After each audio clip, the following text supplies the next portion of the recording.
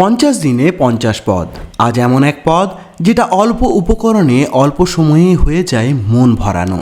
বাটি চচ্চড়ি। বাটি চচ্চড়ি নামটা শুনে সাধারণ মনে হলেও এই পদই অনেক সময় বাঙালির বেঁচে থাকার রেসিপি হয়ে উঠেছে।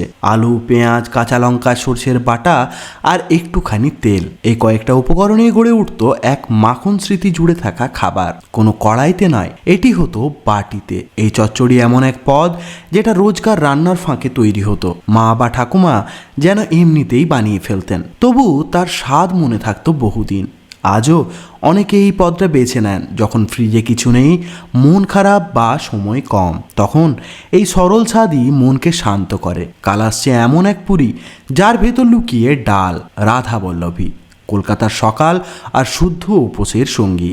ফলো করুন, শেয়ার করুন আর থাকুন মনের রান্নাঘরে। 50 দিনে 50 পদ।